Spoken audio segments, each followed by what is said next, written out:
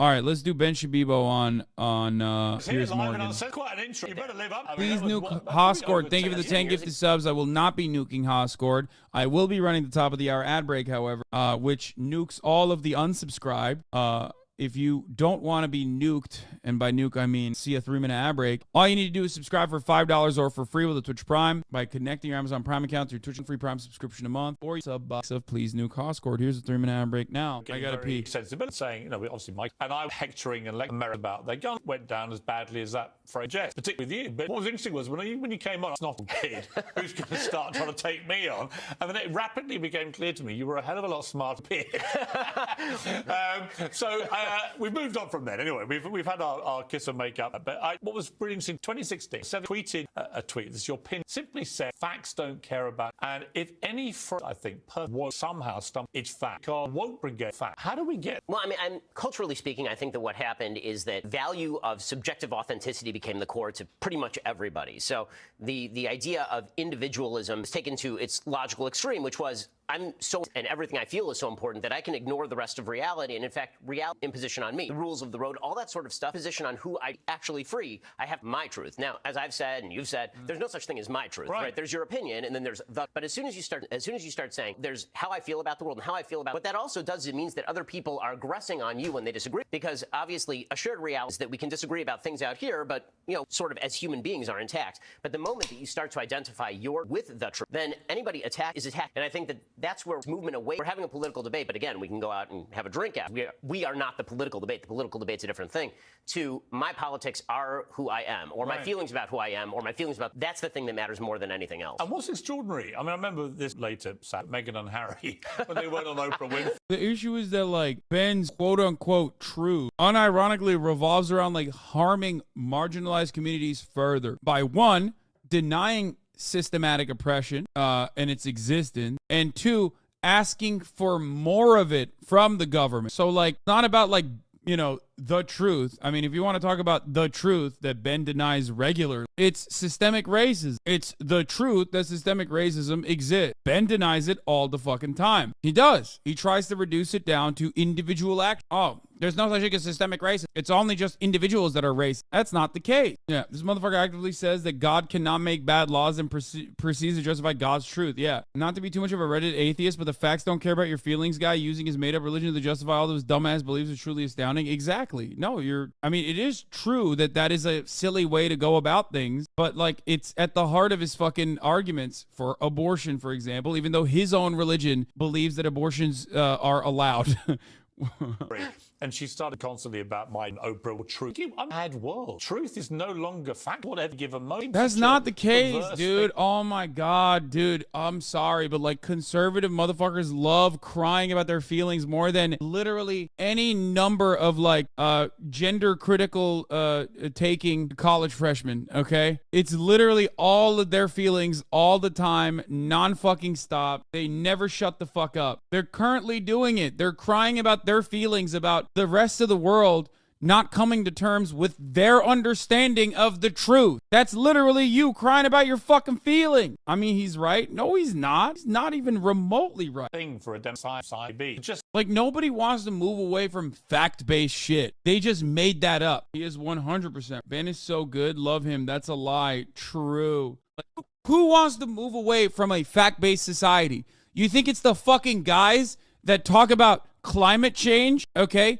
A scientific consensus that 99% of scientists believe? Or the fucking dudes that are like, no, it's actually fake because I'm being paid by the oil lobby? Who's trying to move away from scientific truth? The people that believe in evolution or the people that think that it was Adam and Eve? Who's advocating for moving away from a science-based society? Shut the fuck up! It's mind-boggling to me that these guys have dominated the space so aggressively with their full court press that, like, while they simultaneously destroy books and remove them from public libraries and shit, they make it seem like it's the libtards that want censorship. Ben Shapiro, advocating for anti-BDS laws, has the audacity to fucking claim that he's a free speech defender. That's wild. And so many suckers are duped into believing it as well. I trust Ben over... No, don't ban him. He said I'm overly emotional. He trusts Ben over overly emotional people like myself. Oh, he had a really good take. I think we're going to have fun with that chatter. I'm going to unban that chatter because actual dumbass. Because emotional men are blind and cannot see the truth. Oh, totally. I'm an overly emotional man. Ben Shapiro, on the other hand, is not emotional at all. Ben Shapiro cries every fucking episode about trans people existing in society and how that's destroying and eviscerating the fucking West. And moral degeneracy is actually destroying the West. You just agree with him, you fucking idiot. It's not that he is not emotional. It's just that you agree with him. So you don't recognize it when he brings up issues that are complete fucking fabrication. That's it. That's the problem. Based. He doesn't scream and cry like you. Yes, he does. And also, you're once again showing that you are nothing more than an animal, okay? Are you an animal? Do you have no capacity of understanding the words that are coming out of my mouth? You only can look at shapes and colors, and like the visceral reaction that you have is all that matters? You fucking dingus. You donkey. That's just a self-report that you're a stupid person. That you, unlike most human beings, cannot comprehend anything when you hear someone speak in ways that you don't want to hear them. You're like, oh, well, you're being a little emotional about, like, I don't know, trans people being fucking legislated away from existence. Like, yeah, that's okay. I guess that undermines my point then. No, it doesn't. You, unfortunately are too stupid. And you're admitting that you're stupid. You're doing the thing that conservatives do all the time, vice signaling, okay? You're signaling about your vices, and not only that, but you're also signaling that you're a fucking stupid person. Why are you so mad, bro? Chill. They just have a different opinion. I love the secondary take that immediately comes into play here. Why are you so mad, bro? This is not just a different opinion. I'm not just talking about a difference in opinion here. I'm yelling at a chatter for thinking that it is a virtue to be a donkey, okay? It is not a virtue to be a stupid person. Yeah, you say a whole bunch of nothing. You say a whole bunch of stuff that has no meaning behind it. No, I say a lot of things that have meaning behind them. You're too stupid to understand it, unfortunately. So I urge you, okay? Please, just take a deep breath, okay? Take a deep breath. You're with us. You are blind and cannot see. Okay, just stop writing shit in the chat and just take a deep breath and listen to the word. And maybe then, instead of spitting out reactions like a fucking chatbot, you might be able to comprehend some of the things, at least some of the things, not all of them, but at least some of the things that I'm bringing up. And for the record, you can reban me if you get too emotional, brother. The classic, did I trigger you take? No, you didn't, okay?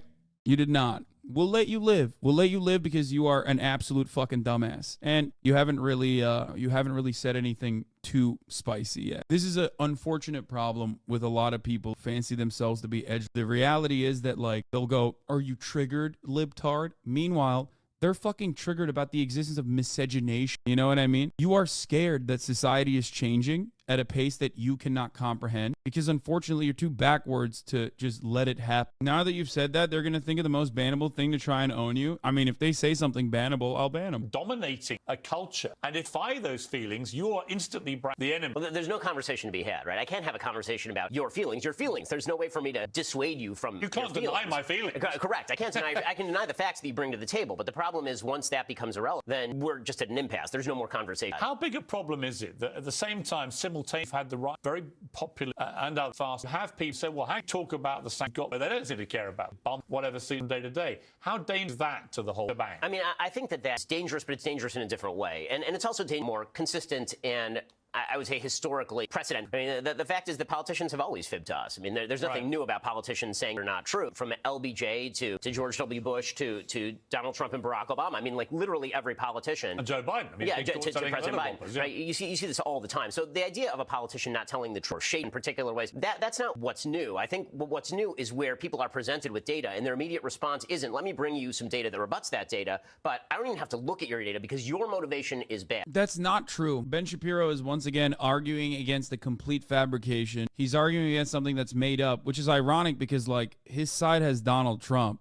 who, like, doesn't even try to fucking massage the number. Ben is, like, a product of a bygone era of old school neocon conservatism that at least tries to like justify the American Enterprise Institute type conservatism, the Heritage Foundation type conservatism that tries to like find data or massage numbers enough or cherry pick enough to make it seem like there's actual data on his side. But like, that's not the case. That era of conservative politician died out regardless. And no, as far as like science having a fucking bias or a slant, yeah, it's on the side of you know, it's certainly closer to liberals and the things that they talk. So, you know, I myself am not a liberal, but even I recognize Ben Shapiro loves your piker. Thank you for the 5.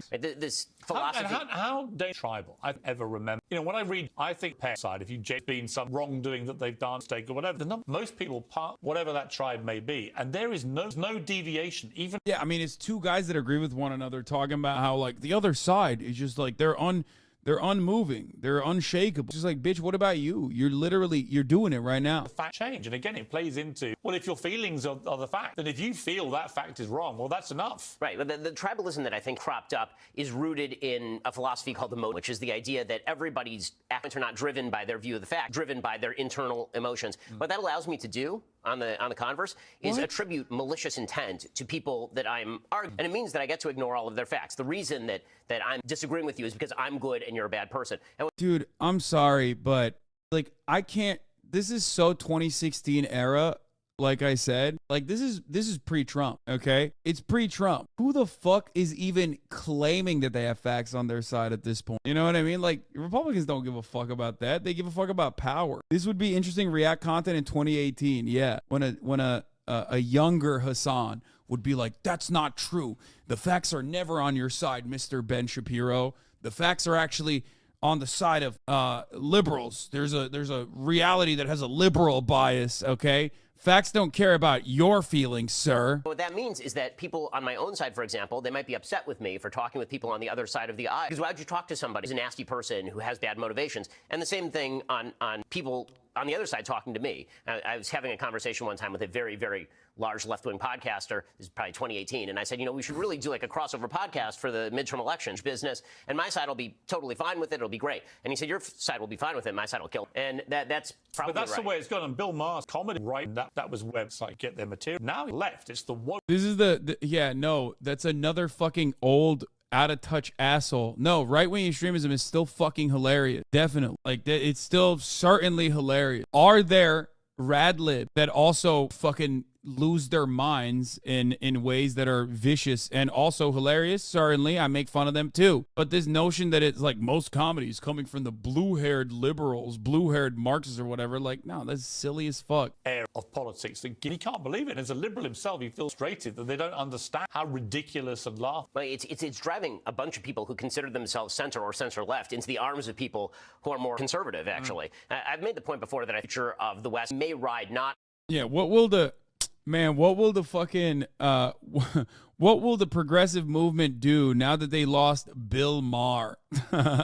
Oh, that's awesome. Who agree with me most of the time, you know, conservatives, traditionalists. I think the future of the West might ride on people consider themselves kind of traditional liberals, who may agree with some of the left's prescriptions economically, but who disagree with the way they want to get there, very often by silencing debate, using censorship, shutting things down. So the question is going to be, are they willing to put off utopia for a while in order to engage in the debate? Because I've always thought, like myself, I've always thought myself like, right? I see being partisan, professional, part of work, you become. No, centrism is not being devoid of ideology. Centrism is just literally whatever the ideology is. And acting like neoliberalism, which is the dominant ideology, is not a thing. It is just a way of existing, okay? There is no such thing. It's stupid. It just means you're advocating for the status quo, which, by the way, ironically, is what everyone is advocating for the most part. People take the current way of existence for granted. They don't even think about it as though like it's bad or wrong. People that are like openly on the right want to pull it more to the right, okay? People on the left want to pull it more to the left. The idea that like centrism is a real viable thing is just, you know, it's not. It's just you're exactly. Centrism is just deferring to the hegemony. Exact hegemony. The other day, you know, conservative. Well, I've never identified as a conservative. The far left, or the pendulum swings, and eventually we all get sucked into thinking, well, okay, actually, by comparison, I think they're. I think what's happening right now, and it's happening in a bunch of countries, is people are just craving any sense of normality and common sense, and no one is providing it to them. Right? No one is providing it to them. They're taking a slap at the people who are. Yeah, dude, you certainly are normal, Mister. There's no such thing as a fucking non-living wage. Yeah. You know, I always go to Ben Shapiro to understand what is really going on when he tells me that, like, the average American that's suffering from fucking medical bills or whatever kind of, like, unnecessary amount of, cost of living increases, all of that is actually bullshit, because Ben Shapiro told me so. And I'm just not working hard. I should be working harder, Sigma Grindset style. And that's when I get my sense of normality from Ben. Responsible for the status quo, as licensed to now do whatever they want. And so you're seeing the pendulum swinging wildly side to side, because if you're a political leader, you're trying to harness the passions of the moment to get done the thing that you want to get done, when in reality, the population just wants things to kind of just stop. It's like, leave us alone and stop. He's reterming the fact that the reactionary politics is born from the left insulting their idea of what's normal. Yeah, exactly. Yeah. Ben Shapiro constantly shits on what could be possible, right? Like a better future. That's how he makes his living, while simultaneously upholding inequality as the norm. And in many such cases, inequality is the norm. And a lot of people are conditioned to think that it is the norm. So, of course, that's the reason why he can get away with saying this is common sense. Well, you know. Right, I totally agree. And I think that's the majority, right? I mean, by the way, the best argument against that is the appeal to nature. Mr. Logic and Fact, just like every other fucking debate lord, regularly utilizes logical fallacies. The idea that there is like human nature and that we need to appeal to it, we need to abide by it, is, in my opinion, unnatural. The entire existence of humanity is by destroying nature. There is no fucking skyscrapers in human nature. You know, we built those things. Okay, there's no such thing. There's no part of our lives is normal in comparison to the rest of nature. Not natural. It's not normal. Today, Rolling Stone on my, and I read this piece because of, and then they find like some fucking random person that wrote something and then talk about it as though that's like definitely just what every liberal thinks. No one likes cancel. It's not a thing. And the right weaponizes cancel culture regularly. Okay, the right loves using cancel culture. Lamau, facts, literally a Rolling Stone op-ed. Yeah, every now and then someone writes an article about cancel culture or whatever, and then they go, oh, that's it. That's how everyone is. Technically, everybody loves cancel culture, okay? And everybody hates cancel culture when it's done to them or to their side. But don't act like this is not a thing the right utilizes. And the right utilizes it more efficiently and more effectively, too. It's actually the liberal with what that actually... I think the left... Bro, talking about cancel culture and then ban someone who's not having the same point of view, Lamau. Notice how this person had to make up an example because I didn't actually ban that other guy who was chirping because he simply disagreed with my take. Banning someone in my chat is not cancel culture either, you fucking idiot. It's just housekeeping. I'm not banning you either, by the way. But remember, you are always taking advantage of the more democratic structure that we have in comparison to other communities, okay?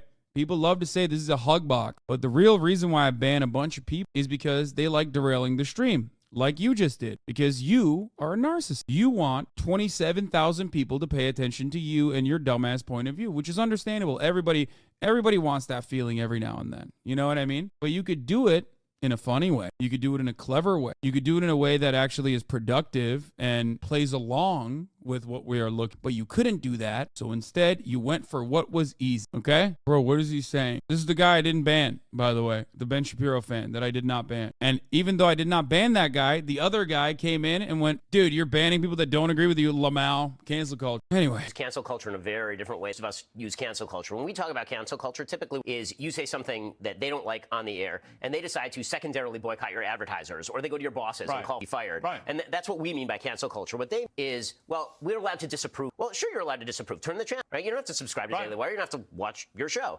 right? But what they do with that instead is they attempt to get you kicked off the air, not by dint of lack of ratings or something, but just because they're so angry that they're going to go yell and bother them until you get kicked off the air. That's what cancel is.